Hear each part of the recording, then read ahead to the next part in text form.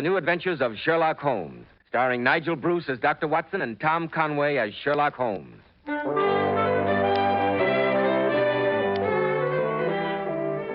Now, once again, we find ourselves in Dr. Watson's comfortable book-lined study. A blazing log crackles cheerily on the hearth. A cordial smile of welcome beams on the good doctor's friendly countenance. Well, good evening, Mr. Bell. Sit down, sit down. Thank you. It isn't often you find such a perfect combination as this. Cozy room, cheerful fire, comfortable armchair. Not to mention an expert storyteller. Thank you, Mr. Bell. You're very kind. A setup like this takes your mind off your worries and troubles. So don't be surprised if I just sit back and relax and let you carry on. Well, that's what I'm here for. I've always said there's nothing like a good detective story for mental recreation. Most of our great men of affairs have been addicted to them, you know. Presidents, prime ministers, scientists, and businessmen. And the Sherlock Holmes adventures still head the list of all detective stories. What's it going to be tonight? Well, tonight, as I said last week, I'm going to tell you about the greatest shock that Sherlock Holmes ever gave me. The greatest shock? It must have been some voltage. You'll find that out, Mr. Bell. Now, Dr. Watson, how about the greatest shock Sherlock Holmes ever gave you? Well, it was in the second year of my married life. I hadn't seen Holmes for almost a month due to having successfully resumed my medical practice. When one day I received an urgent note from Mrs. Hudson. Mrs. Hudson, she was Holmes' landlady in Baker Street. She certainly was, and a long-suffering woman she was, too. Why she stood for Holmes, I never could fathom. His habits were calculated to try the patience of a saint. Yes, he was easily the worst tenant in London, and yet Mrs. Hudson adored him. A case of the king can do no wrong. Exactly, and yet she stood in the deepest awe of him and never dared interfere, however dangerous his proceedings might seem. So you can imagine my feelings when our note said that Mr. Holmes was in a dreadful state, and she considered it serious enough to disobey his commands and to send for me. Well, I snatched my hat and medical case and set out for Baker Street post-haste. A terrified Mrs. Hudson greeted me on the doorstep, her face stained with tears. Oh, Dr. Watson, thank God you got my note. Come in, sir, come in. Well, Mrs. Hudson, what's up? What's happened to Mr. Holmes? Oh, Dr. Watson, it's terrible. Just to see him lying there like that. I can't stand it any longer. He's breaking my heart. No, Mrs. Hudson. This won't do, you know. Pull yourself together. What's the matter with Mr. Holmes? Oh, he's dying. What? Yes, sir. For 3 days he's been sinking. Hasn't taken a mouthful of food. I doubt if he'll last a day out. Well, why didn't you send for me before? He wouldn't let me. Oh, you know what he's like, Dr. Watson, when he's got his mind set against anything. Yes, indeed I do. But this morning, when I went in and saw him there, his bones sticking out of his face, his great eyes all bright with fever, and his lips with that awful crust on them, and his hands twitching and twitching, I couldn't stand it any longer. I couldn't stand by and watch him die, could I? I thought to myself, orders or no, I'm sending for you. Yes, I should hope so. So I said to him, but Mr. Holmes, this is an extremity. He didn't say anything. I don't think he even heard me, Doctor. He's out of his head most of the time, croaking and moaning to himself. Oh, Dr. Watson, it's a pitiful sight. Poor Mr. Holmes. No. Perhaps it's not as bad as you think. I pray heaven it's not. Well, I'll go up and see what's to be done. Oh, yes, sir. But I'm afraid he's not long for this world. Poor Mr. No, Holmes. Mrs. Hudson, you pull yourself together. He mustn't know how you feel about him. It'd upset him. He hates to be pitied. I'd better go in alone. Yes, sir. Holmes? I say, Holmes. I doubt if he can hear you, sir. You better go right in. Very well. Oh. Good heavens. He is sick. Oh, Dr. Watson, you must save him. Mrs. Hudson, you stay outside. Running round and round in a circle. Faster. He's catching up to us. Holmes, old fellow, it's me. Eh? Holmes, it's me, Watson. Don't you know me? Watson? Oh, yes. I seem to remember. Watson, of course. So she sent for you after all. I wondered how long she could hold out. Holmes. My poor fellow. Yes, we seem to have fallen on evil days. Hey, Watson? Never thought you'd see me in this shape, did you? Oh, I pallbearer at your funeral, and now look at me. It's all right, old chap. We'll fix you up. Have you about again in no time. Just let me take your pulse. Stand back, Watson, stand back. If you value your life, don't touch me. Don't touch me. But why? Because I wish it. Isn't that enough? Well, I only wanted to help. Then do as I say. I know what's wrong with me. I'm the only man in London who does it. It's a terrible disease and contagious. That's it, Watson. Contagious. By touch. So keep your distance or you'll catch it, too. Great heavens, Holmes, do you suppose that matters to me at a time like this? It wouldn't affect me in the case of a stranger. Do you imagine it'd prevent me from doing my duty to my best friend? Stand back, Watson. It's out of your power. You can do nothing. You stand where you are. I'll talk. You mustn't excite me. It might be fatal. Very well. I must, but what is this sickness? A colic disease from Sumatra. Only a few men understand it. I contracted it down along the docks from the Oriental sailors. I've been doing some recent research down there. It had a medico-criminal aspect. Very interesting, Watson. Very interesting. Asiatic diseases, Asiatic cruelty, strange pathological possibilities. But water doesn't run uphill. It's funny, hey, Watson. Water, you can't write in water. I've tried, but you can't. Holmes, you're not yourself. A sick man is like a child. You could be master elsewhere, but when it comes to the sick room, it's time for me to take charge. I'm going to examine your symptoms and treat you. Stop it. If I've got to have a doctor, at least get me one I can trust. Holmes, don't you trust me? As a friend, certainly, but facts are facts. You're just a general practitioner, not very much knowledge or experience, and very often muddled. Yes, decidedly muddled. Holmes, that remark is unworthy of you. It shows the state of your nerves. Very well. What do you know about Tapanuli fever? Or the Black Formosa corruption? Well, I've never heard of either of them. You see? Very well, let me call in Dr. Ainstree. He's the greatest living authority on tropical diseases, and he happens to be in London now. I can get him here inside half an hour if you'll just... No, I won't have him. I won't have him. I'm the one who's sick. I'll be cured my way or not at all. There's only one man who can save me. Oh, dear, I'm exhausted. I wonder how a battery feels when it pours electricity into a non-conductor. Holmes, you're wandering again. Let me at least pour you a glass of water. What a mess this table is in. Don't want water. Give me the moon. Hello? What's this curious little ivory box? I've never seen that before. Don't touch it, Watson. Don't touch it. But Holmes... It's mine. I won't have it touched. Give it to me. Handle it with tongs. Like this. That's better. It's mine. Yeah. Mine. Holmes, get back into bed this instant. And give me that box. No, you can't have it. It's mine. I'm going to take it to bed with me. It's mine. My own little ivory box. Nobody shall take it from me. Very well. Now, keep covered up. That's better. You'll kill yourself if you aren't careful. Watson. I say, Watson. Yes? Have you any change in your pocket? Yes? Any silver? A good deal. How many half-crowns? Let me see. 1, 2, 3, 5. Not enough, Watson, not enough. However, they'll have to do. Place them in your watch pocket, Watson. Very well. Now, put the rest of your money in your left-hand trousers pocket. Hmm? Thank you. Yes, but why? It will balance you so much better that way. Holmes, this is the end. You're wondering. You're delirious. I'm going to get Ainstree or the man you mentioned. I don't care which. Very well.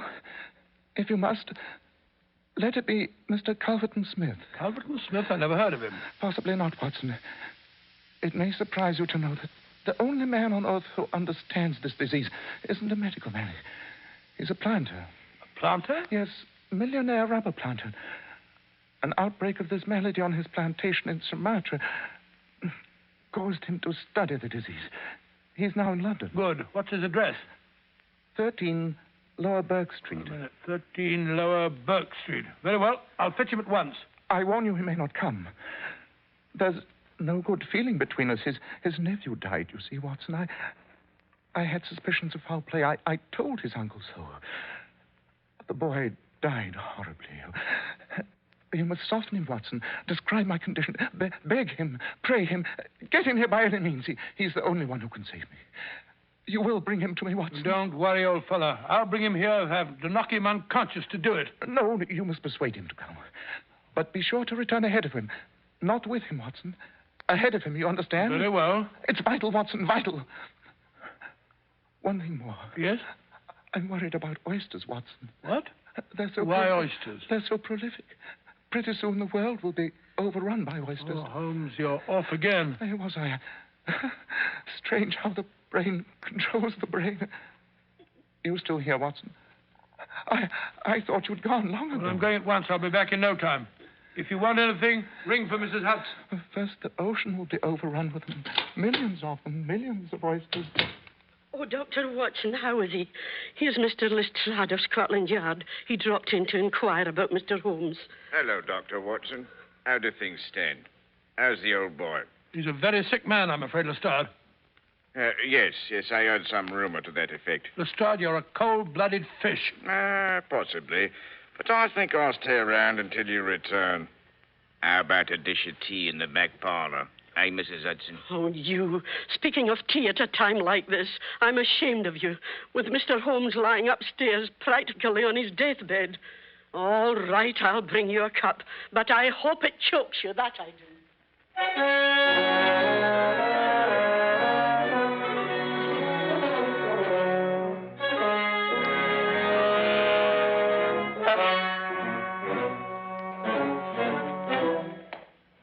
9, 11, 13. Ah, here we are. Suppose he's not at home. He must be. He must be. Yes, sir? Is Mr. Culverton Smith in? Yes, sir. Will you take my card in to him at once and tell him it's urgent? Yes, sir, but he's in his study working. He don't like to be disturbed. But it's a matter of life and death, don't you understand? I must see him. Here. Perhaps this will help. Oh, thank you, sir. I'll do my best. Will you step inside, sir? I won't be a minute.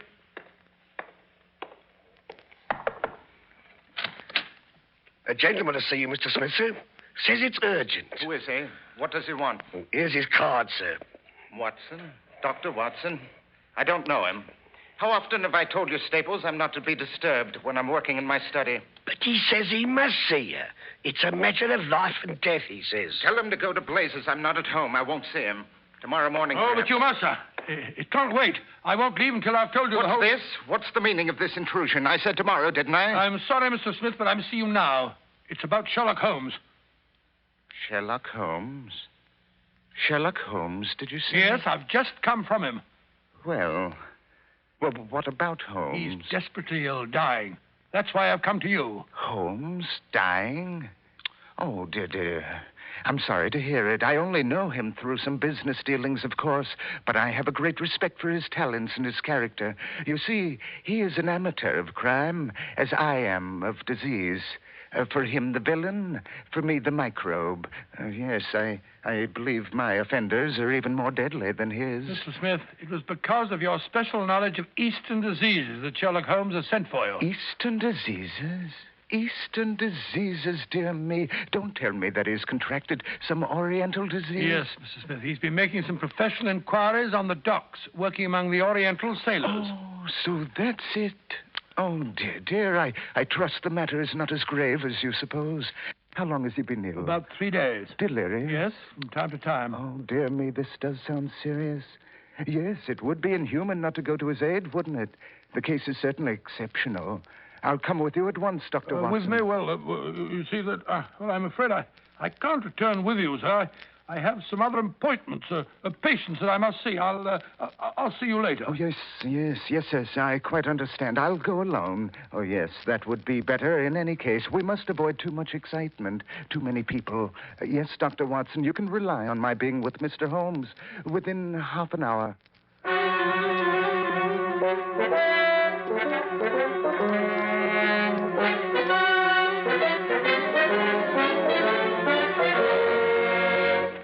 In just a moment, we'll return to Sherlock Holmes and find out if Mr. Culverton Smith is able to cure the detective's strange malady.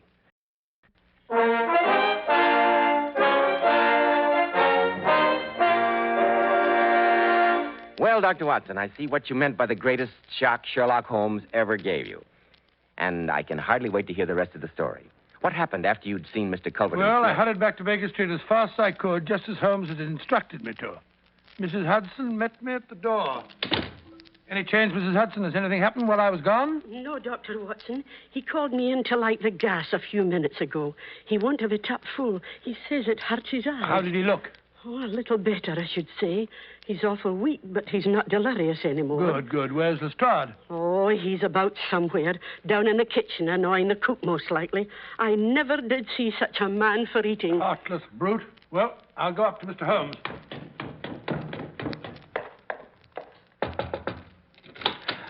Here I am, Holmes. Did you see him? Yes, he's coming. Admirable, Watson. Admirable. I knew I could count on you. What did you tell him? I told him about the sailors in the East End and that you were delirious. Quite right. Yes. You can now disappear from the scene. What? I'll do no such thing. I'm going to wait and hear his opinion. So you shall, Watson, so you shall, but not where he can see you. There's no hiding place in the room except the space behind the head of my bed. Suppose you crawl in there. Crawl in there? Watson, I'm a sick man. I must be human. It's got to be behind the bed or not at all. I don't want you discussing the case over my dead, inert body. You can hear what he says perfectly from your hiding place. Oh, there he is now. What's it to be, Watson? Behind the bed or out of the room? Oh, very well, if you insist. I'll wedge myself in there. There's not much room in here. Quick, Watson, quick if you love me. Oh, it's a tight fit. I can't move a muscle. Good. Don't speak. Don't move. Whatever happens, don't budge. Just listen. Listen to every word. Don't move. Don't move. It's a gentleman by the name of Smith, Mr. Holmes. He says you sent for him. It's all right. I understand the case. You can leave us. Yes, sir. So there you are, my fine fellow. Pretty bad fix, eh? Holmes. Holmes, can you hear me? It's me, Smith. You? I hardly dared hope you'd come. I should think not. But here I am. Coals of fire, Holmes, huh? Coals of fire. Very good. Very noble of you. You're the only man who can save me. You realize that, eh? Do you know what is the matter with you? The same thing that killed your nephew. Yes, dear Victor. He was dead on the 4th day. Strong, hearty fellow he was, too. Surprising that you should both contract such a strange, out-of-the-way disease in the heart of London. A disease, too, of which I had made a special study. Very smart of you to notice that in Victor's case, but rather uncharitable to suggest that it was cause and effect. Oh, I knew that you did it. Oh, you did you? Well, you can't prove it. You've got a fine nerve, spreading reports like that about me, and then crawling to me for help when you're in trouble. Don't hold it against me. Let bygones be bygones. I'll put it out of my head. Only cure me, and I'll forget it. Forget what? About Victor Savage's death. You've as good as admitted it, but I'll forget it. I swear I will. It'll make little difference whether you forget or remember. You'll never see the inside of a witness box. Oh, no, quite another shaped box, my dear Holmes, I assure you.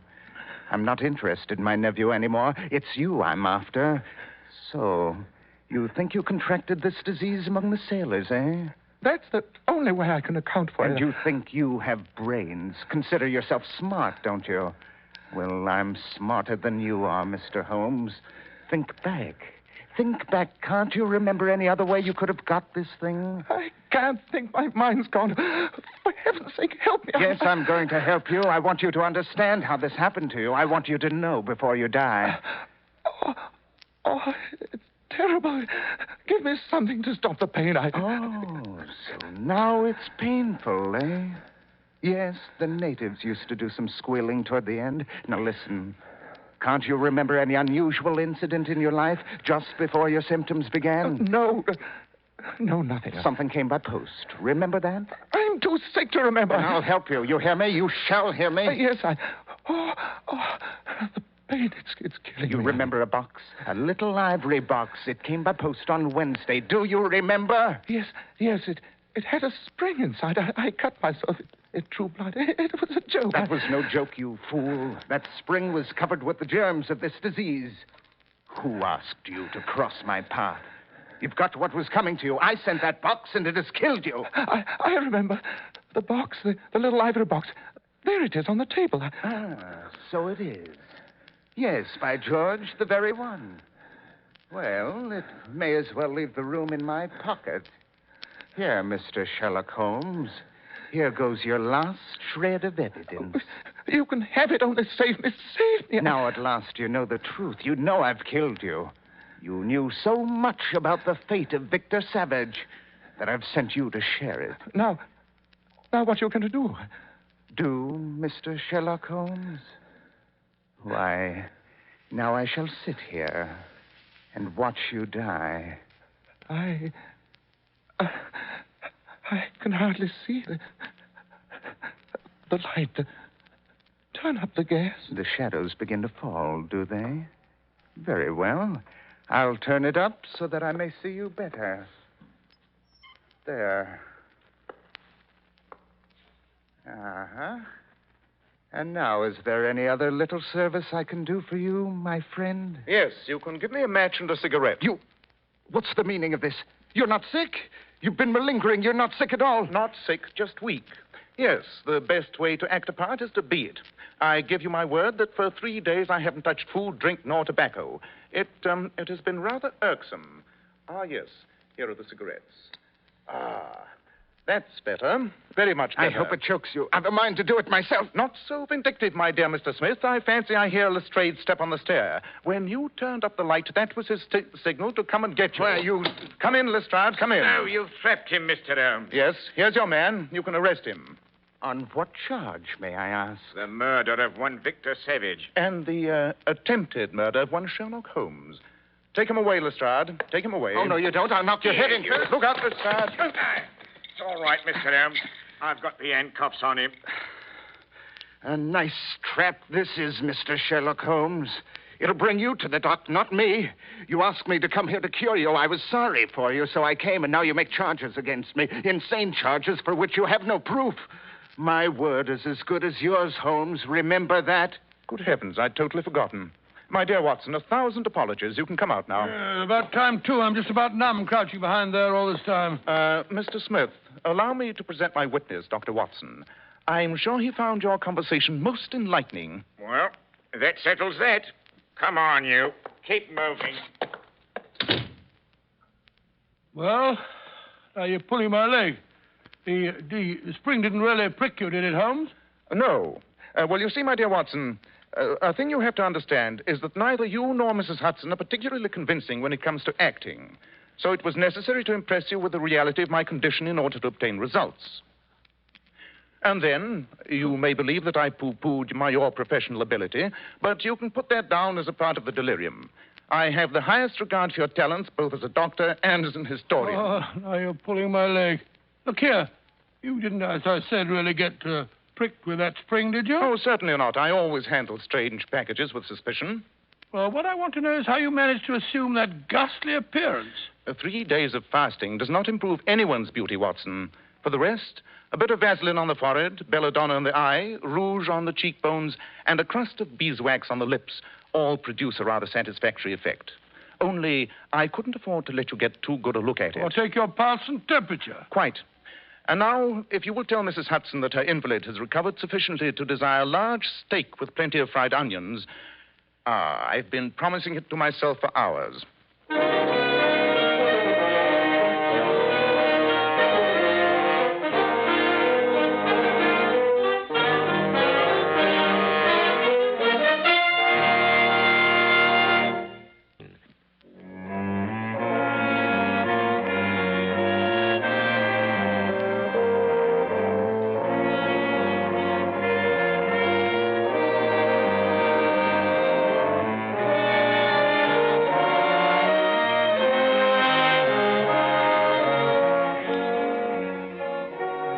Tonight's Sherlock Holmes adventure was dramatized from Sir Arthur Conan Doyle's story, The Dying Detective.